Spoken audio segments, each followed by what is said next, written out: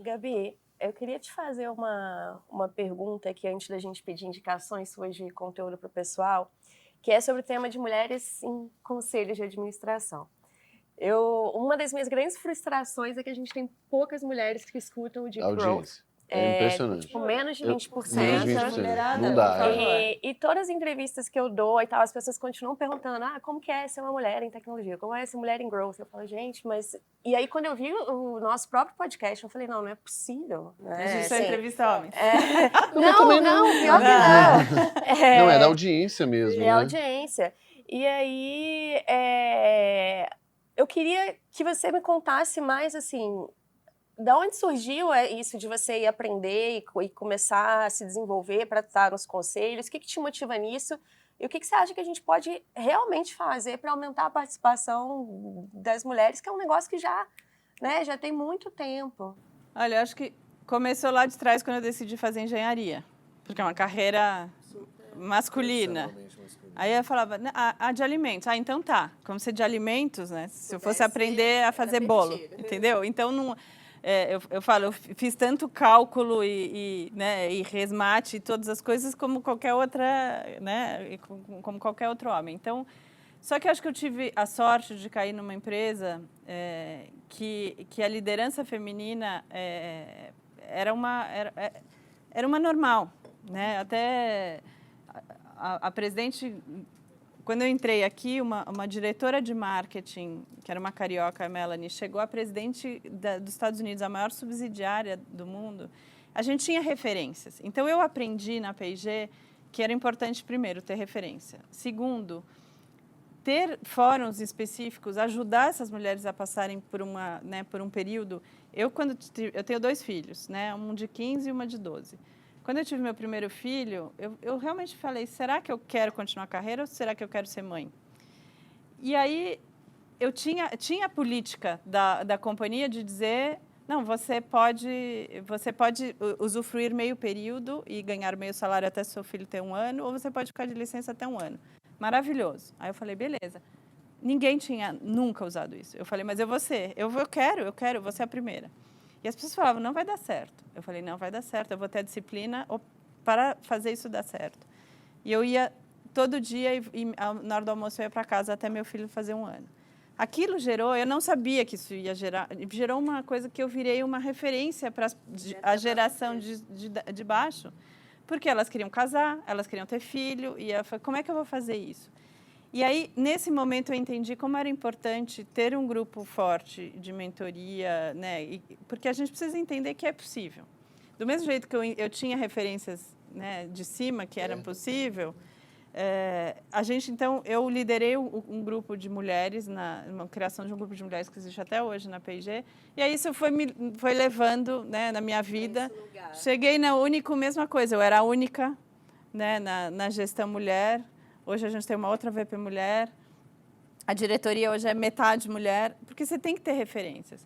Então, à medida que eu fui crescendo na carreira, eu fui entendendo que também o conselho é onde se define as estratégias de uma companhia, o direcionamento macro.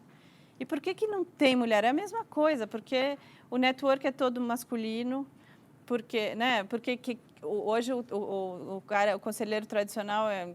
né, mais de 60, homem branco que foi CEO de uma companhia.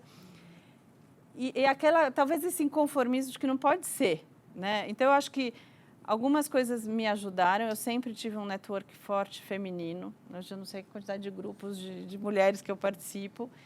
E esse network vai te abrindo, fala, nossa, eu posso ser conselheira, né? A minha primeira chefe, a Daniele Bibas, foi quem bateu na minha porta lá. A minha primeira chefe mulher na P&G, ela falou, Gabi, por que você não vai ser conselheira? Você já senta aqui, você já é conselheira da ABA, né? Associação Brasileira dos Anunciantes.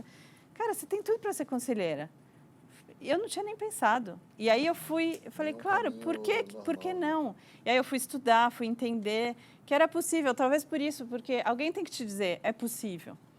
Então, aí eu, né, fiz um curso da WCD, do IBGC, que prepara, né, mulheres para essa... Né, então, a intenção é ter mais diversidade nos conselhos. a gente sabe que não é fácil, mas assim, precisa começar. Então, você tem que ir atrás de lugares que te permitem. Então, eu fui me qualificar. Hoje eu sou membro, né, do WCD, que é o Women Corporate Directors, que tem várias mulheres incríveis, super fodas, que têm carreiras maravilhosas e que estão conselheiras em vários lugares, que eu aprendo com elas. Então você vai ajudar a trazê-las para o Deep Growth da próxima temporada. Com combinado? certeza, eu acho que é isso. E aí, no fim, a gente tem que ter referência, a gente tem que se preparar, entender qual que é o jogo. E é curioso isso, porque eu já me vi em posição de pessoas, sei lá, depois de palestras, de coisas, eu falo assim, nossa, isso é inspiração pra mim, e eu fico com aquela sensação meio estranha, gente, mas eu não sou inspiração nem Calma pra aí, mim, né?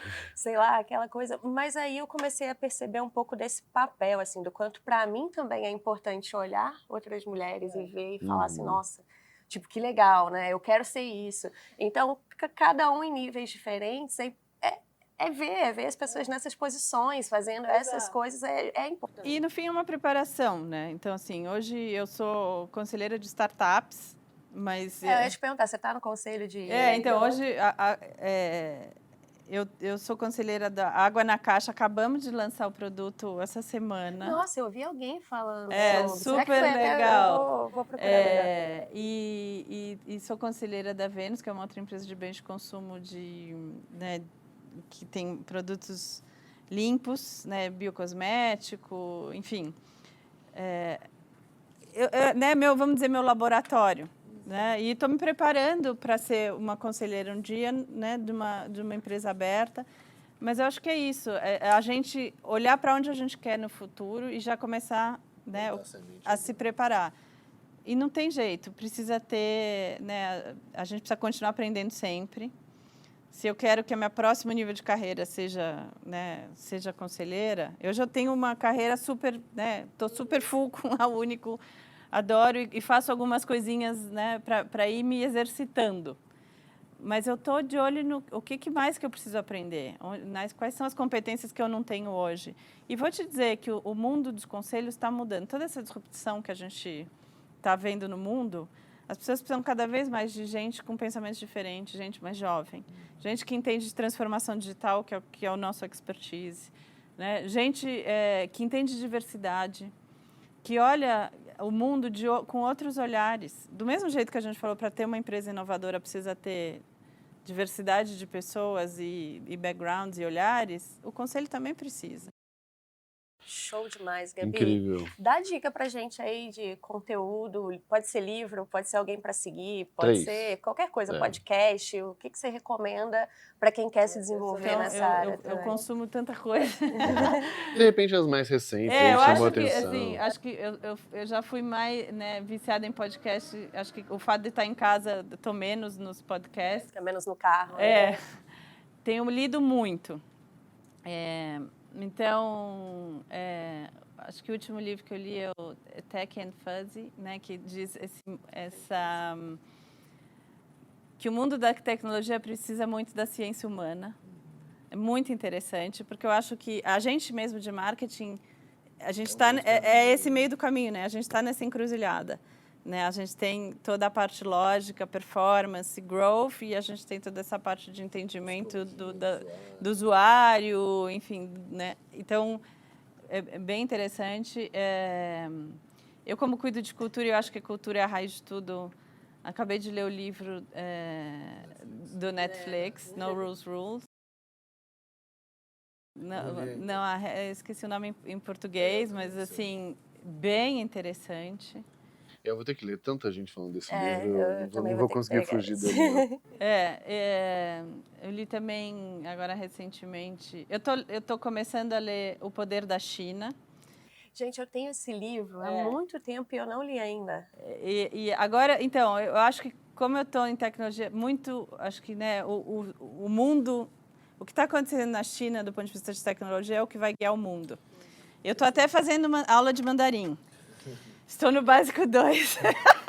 Bem difícil. Eu quase comecei na época dos games, eu fui para a China 2 vezes e os nossos jogos eram chineses. E isso eu estou falando 2008, 2010. Já dava para ver que era outra realidade. Então, eu acho assim, gente, a gente tem que se abrir para a Ásia. O mundo está acontecendo na China, o mundo está acontecendo na Índia. né, o mundo da tecnologia. Então, acho que tem muita... eu acho que a gente tem que olhar, né, para esse... porque a gente é muito ocidentalizado do ponto de vista de consumo de conteúdo. Então, eu acho que esse é um com outro... um acesso mais facilitado também. Mas a gente não está super conectado, às vezes a gente nem sabe, né? Hoje eu tenho grupo de WhatsApp de pessoas que estão né, que querem ir para a China, que entendem de China. Na hora que você começa a se interessar, o mundo vai se abrir. Hoje tem isso, o mundo está conectado, você só precisa saber o caminho, porque tem muita informação. Né? Eu acho que o grande desafio do conteúdo é sobre curadoria e as escolhas, né? Não é sobre mais achar ou não achar, é mais sobre escolher, né? Eu estou lendo um livro bacaninha também, Sage, que é de um developer que fala muito sobre né, como desenvolver códigos e desenvolver software é muito mimético com a natureza. É um livrinho fininho.